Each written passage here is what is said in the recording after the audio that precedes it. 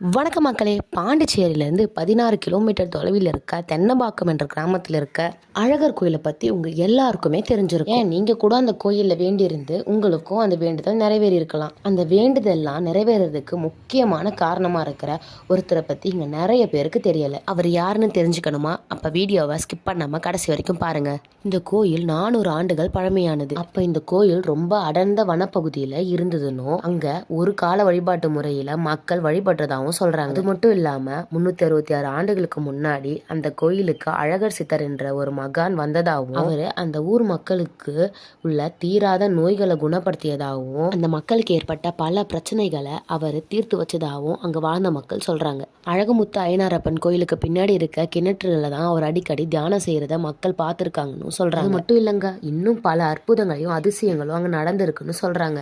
எப்போதும் போல கிணத்துல தியானம் செய்ய போனவர் திரும்பி மேல வரவே இல்லை. ஊர் மக்கள் தேட போனப்ப அங்க அவரை காணவே இல்லை. அந்த கிணற்றையே ஜல ஜீவ சமாதியா ஆகிட்டாரு. அப்ப ஊர் மக்கள் அனைவருமே சேர்ந்து அந்த கிணற்றுக்கு மேல கோவிலை கட்டினாங்க. இப்படிப்பட்ட அந்த மகான் வாழ்ந்த இடத்துல உண்மையான வேண்டுதல் வச்சா எப்படிங்க நடக்காம இருக்கும்? அங்க வேண்டுதல் வச்சு நிறைவேறதுக்கான ஆதாரமா அங்க லட்சக்கணக்கான பொம்மைகளை நீங்களே பார்க்கலாம். இங்க எத்தனை பேருக்கு தெரியும் அந்த கிணற்றுக்கு மேலதான் அந்த கோயில் இருக்குன்னு? தெரிஞ்சா மறக்காம கமெண்ட்ல சொல்லுங்க. இந்த வீடியோ உங்களுக்கு பிடிச்சிருந்ததுன்னா மறக்காம நம்ம பேஜை ஃபாலோ பண்ணுங்க.